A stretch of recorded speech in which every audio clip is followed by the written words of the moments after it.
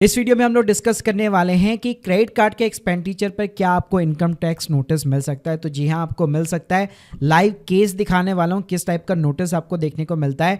Plus rewards points के चक्कर में, कैशबैक के चक्कर में ई कॉम की सेल चल रही है।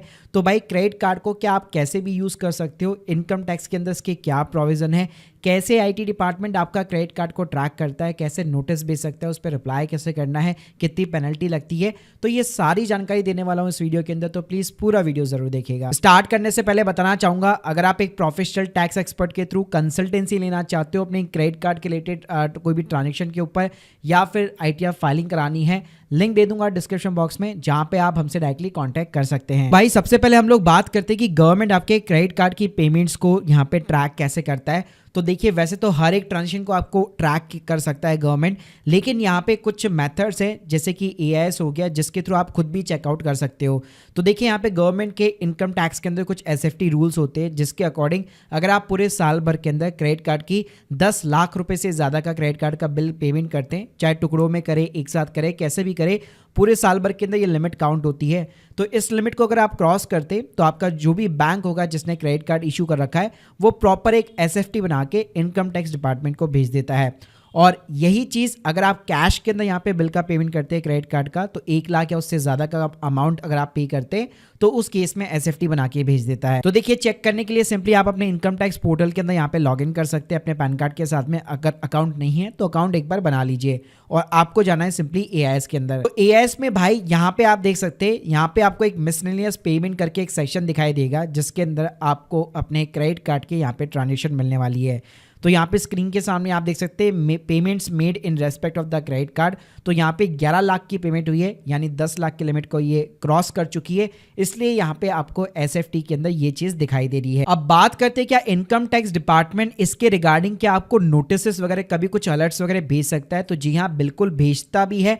आप स्क्रीन के सामने देख सकते हैं, अगर कभी भी आपके क्रेडिट कार्ड के साथ में हाई वैल्यू ट्रांजैक्शन है, तो जैसे ही साल एंड होता है, फाइनेंशियल ईयर टाइम आता है आईटीआर फाइलिंग करने का, उस टाइम पे आपको इस टाइप के SMS मिलते हैं, जहाँ पे लिखा होता है कि आपके पैन कार्ड के अगेंस्ट में हाई वैल्यू ट्रांजैक्शन यहाँ पे पाई गई है। और इसके लिए जब आप इनकम टैक्स पोर्टल के अंदर पेंडिंग एक्शन में जाकर कंप्लायंस वाले पोर्टल पे जाएंगे, तो भाई यहाँ पे ई कैंपेन के अंदर आप देख सकते हैं, आपको यहाँ पे प्रॉपर ट्रांजेक्शन दिखाई देगा मिसलेनियस पेमेंट का, जिसके अंदर आपके क्रेडिट कार्ड की पेमेंट यहाँ पे शामिल होगी। तो यहाँ पे प्रॉपर आपको इस नोटिस के ऊपर जो है यहाँ पे अपना फीडबैक वगैरह सबमिट करना पड़ता है कि ये जो मिसलेनियस पेमेंट है या जो भी हाई वैल्यू ट्रांजैक्शन है वो किस चीज़ की है, प्लस आपने आईटीआर यहाँ पे क्यों फाइल नहीं की है, इन सभी के जवाब यहाँ पे आपको देने पड़ते हैं। अब बात करते हैं कि लोग यहाँ पे अपने क्रेडिट कार्ड के साथ आखिर कर क्या रहे हैं। तो देखिए, लोग क्या करते हैं, रिवॉर्ड्स कमाने के चक्कर में, पॉइंट्स कमाने के चक्कर में, कैशबैक कमाने के चक्कर में दूसरों के भी जो एक्सपेंडिचर होते हैं वो अपने क्रेडिट कार्ड से करते हैं, या अपना ही क्रेडिट कार्ड दूसरे लोगों को दे रखा है, फ्रेंड्स को दे रखा है, किसी रिश्तेदार को दे रखा है,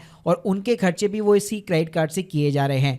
तो यहाँ पे क्या होता है, बेसिकली कई बार कई लोग तो मनी रोटेशन करते हैं कि अपने ही क्रेडिट कार्ड से अपने बैंक अकाउंट के अंदर पैसा ट्रांसफर किया जा रहा है, रेंट की पेमेंट की जा रही है, एजुकेशन फीस की पेमेंट की जा रही है, जो एक्स्ट्रा चार्ज लगता है, रिवॉर्ड का रेट ज़्यादा है, तो अपने आप में एक आर्बिट्राज हो जाता है। इसके अलावा ई कॉम की साइट के ऊपर सेल चलती है। मैंने तो एक बंदा ऐसा देखा जो अपने पूरे गांव का सामान अपने क्रेडिट कार्ड से मंगवाता था।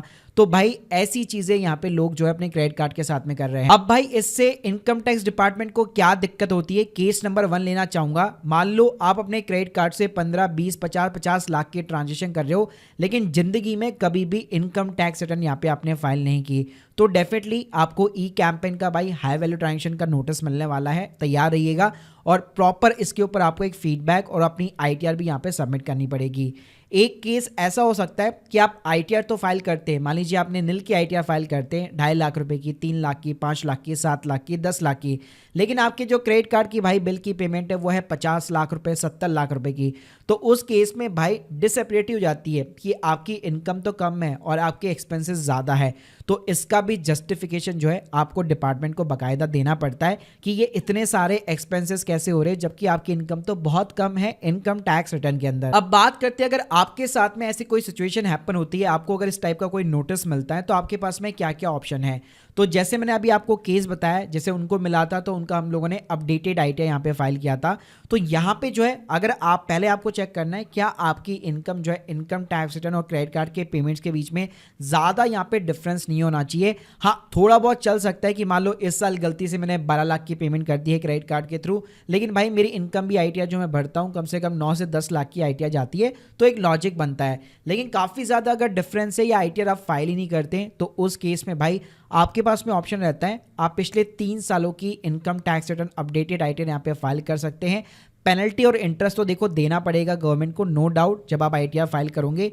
इसके अलावा जो लोग भाई मनी रोटेशन करते उनको एक बार टैक्स कंसल्टेंट से ज़रूर एडवाइस देनी चाहिए, और कभी भी अगर आपको कंप्लायंस का नोटिस मिलता है उसके ऊपर जरूर जवाब दीजिएगा। तो यहाँ पे अगर आप लोगों को मैं 5 टिप देना चाहूँ कि आपको अपने क्रेडिट कार्ड के साथ में ये चीज़ें भाई नहीं करनी चाहिए। पहली चीज़ ये कि आपको हमेशा 30% ही क्रेडिट लिमिट यहाँ पे यूज़ लेनी है ताकि आपका क्रेडिट स्कोर भी बेटर हो सके।